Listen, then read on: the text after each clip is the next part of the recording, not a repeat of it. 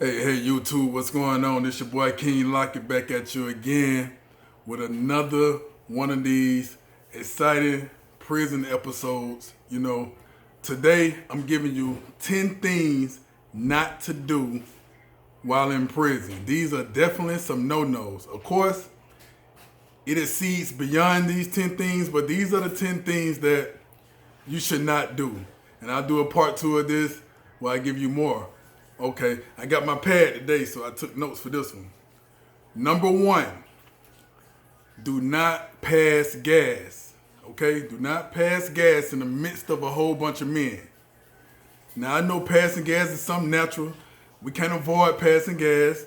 Everybody human, animals, everybody in the world, both men and women have to pass gas. You can't help it if you got to pass gas. It's something that you got to do when you got to do it.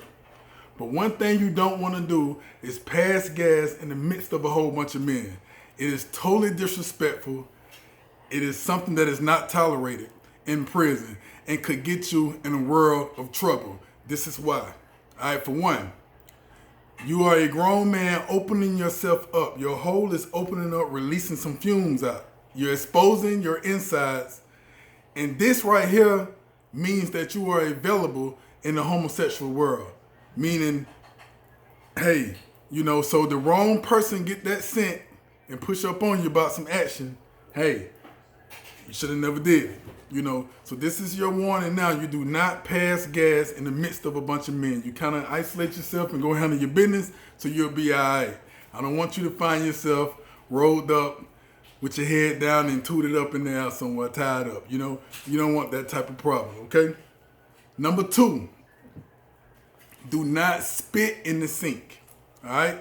Now I know out here in the real world, out here in society, we brush our teeth in the bathroom. We spit in the sink because the hole in the drain is big enough to take down everything.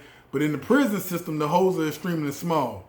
And if you got a roommate, it's very disrespectful to spit in the sink. This is the sink that we stop up. We may wash our clothes in the sink. We may wash our face and, put our hands in the sink. We may have water just sitting there. We want that sink to be clean. Prison system rooms are extremely clean. Most inmate men are very clean. So if you spit in the sink, that can cause you to get your head smashed into that sink, man, or cause a problem between you and your cellmate. There were plenty of episodes I done seen where men spit in the sink and I had to get up like, look, bro, don't do that again. Don't never ever spit in that sink again, man. Use the toilet to spit in the toilet. Flush the toilet when you're finished. When you're brushing your teeth, you rinse your mouth out. You spit in the toilet, not the sink. Spitting in the sink is extremely disrespectful and violate the codes of having a roommate, okay? Or a cellmate. All right? Number three, do not show any signs of aggression. All right? Now, I'm going to have to elaborate on this right here. Okay? All right? Something as small as tying your boots up in the middle of a debate or argument is a sign of aggression and could lead to a very dangerous situation like a fight.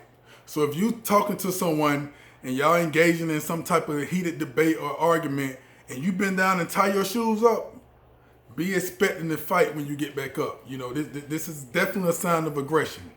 Or say you out in the day room area where the TV's at and you have your shower shoes on and you get into a debate or a heated argument or something like that, or you may not even be talking to anyone, you may not even be in a debate or anything, but you just sporadically get up and just go to your room and you put on your boots and come back out. Now everyone is watching you and looking at you like, what's going on, what you about to do, because that's a sign of aggression. If you're anything like me, you like to stay ready so you don't have to get ready.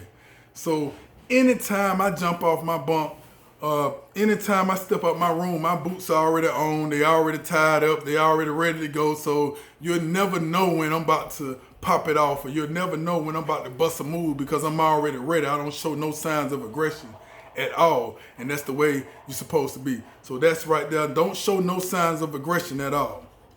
That can be very disrespectful, and that can mean a whole lot of things that you may not be ready for, and put yourself in a whole world of trouble that you wasn't even expecting. You woke up on a day where you thought you was just gonna have a good day, and you mess around and put your boots on at the wrong time and get beat up. That ain't something you want to do. All right? Okay. Number 4, put an address on it. And what I mean by putting an address on it, a lot of times we get frustrated and say some stupid stuff out of our mouth. Oh man, y'all stupid, man. What the dude? The first thing somebody gonna say is, who the f is you talking to, bro?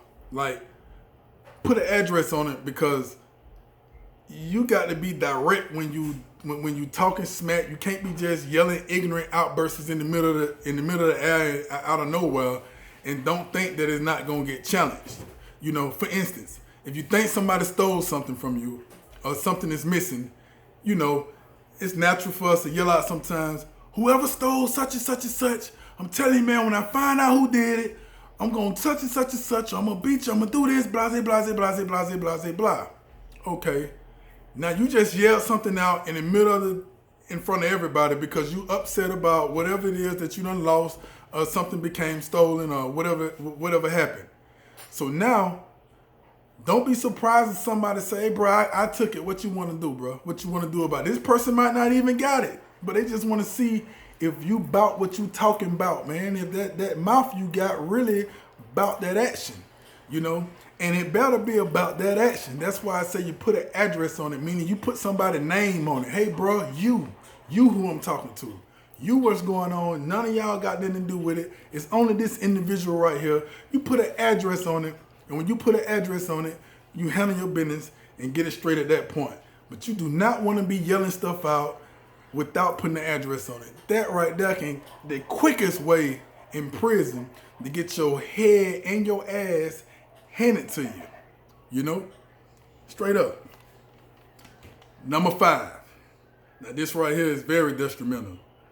Don't borrow a credit without knowing for a fact you're going to have that check or that money by the time you promise to have it, you know.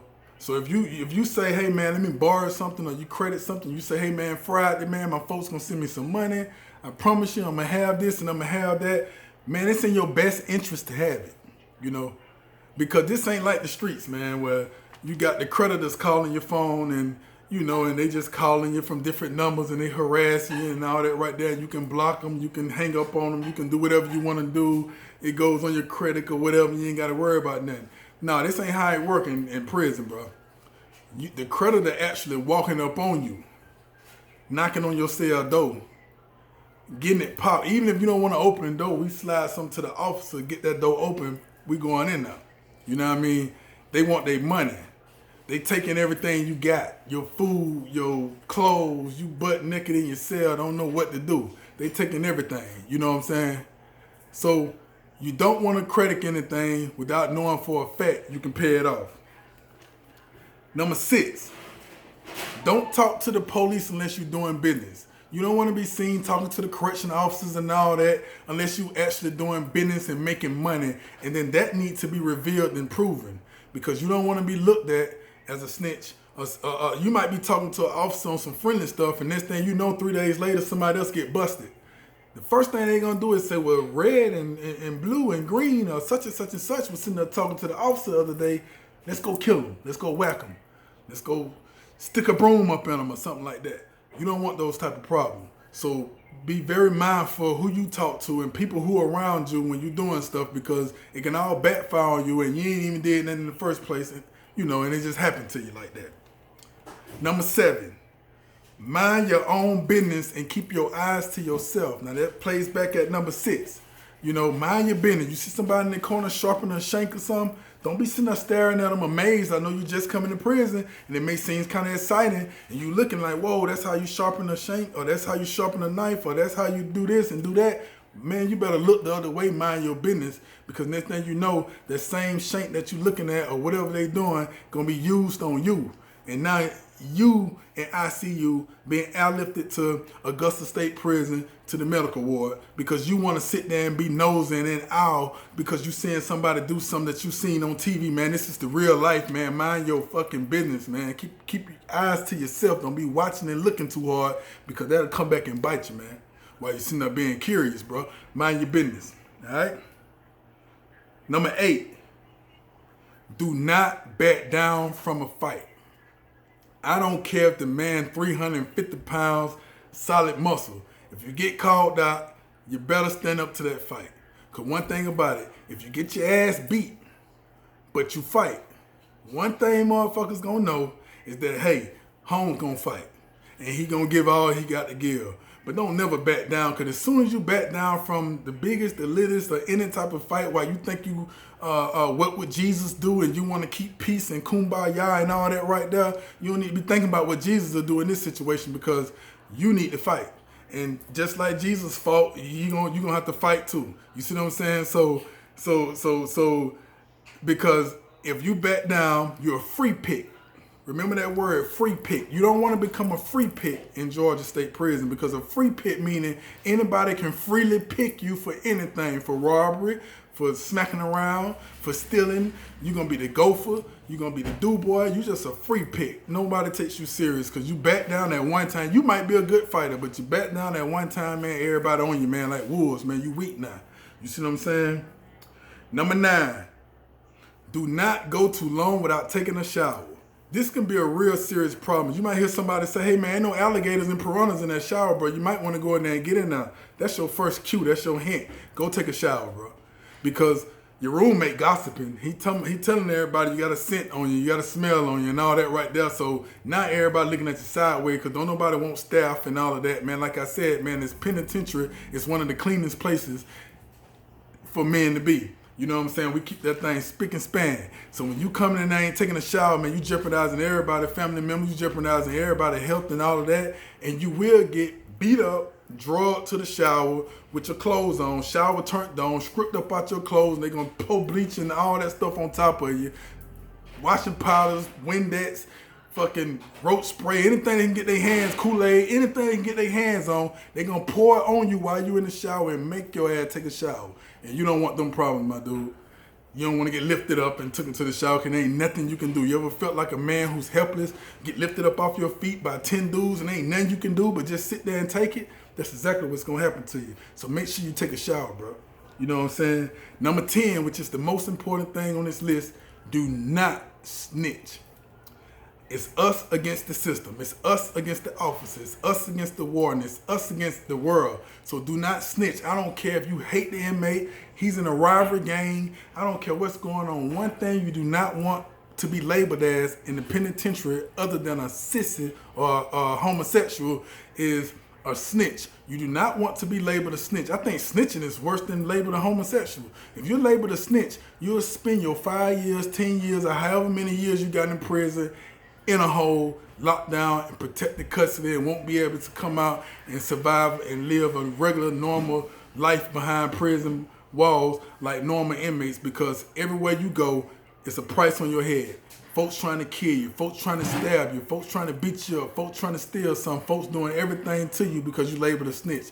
I don't care what's going on. I don't care if the police harassing you. You better keep your mouth closed, because you don't want to come into the prison on somebody else as somebody else co-defendant who you done snitched on, and you don't want that title once you inside the penitentiary, because that's the quickest way to lose your life in prison.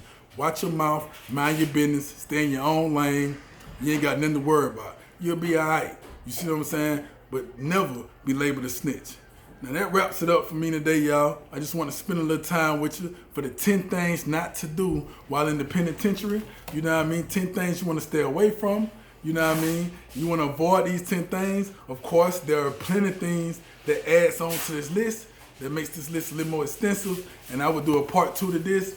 Feel free to ask any questions you want inside the comment. Comment some of your crazy experiences and stories that you've heard about prison, and ask any question. I'm going to respond to everything. I'm going to like everything, and I'll do another video. Most importantly, make sure you support me by liking, sharing, hitting the notification bell so you can keep getting notifications of when I'm dropping a new video, when I'm doing whatever I'm doing on YouTube, whether it's about prison, whether it's about the Dominican Republic, whether it's about Colombia, whether it's about Atlanta, no matter what it is, or whether it's about anything, how I became successful outside of prison, you will be able to be notified. So share, like, and hit the notification bell. Share, like, hit the notification bell, and please subscribe. Hey, y'all take it easy. This your boy King Lock, and I'll be back with you shortly. Y'all stay up, stay protected in this coronavirus epidemic, pandemic. Keep your immune system up. Keep your immune system strong, and we're going to get through this together, man. Love all y'all. Stay strong out there, man. Peace.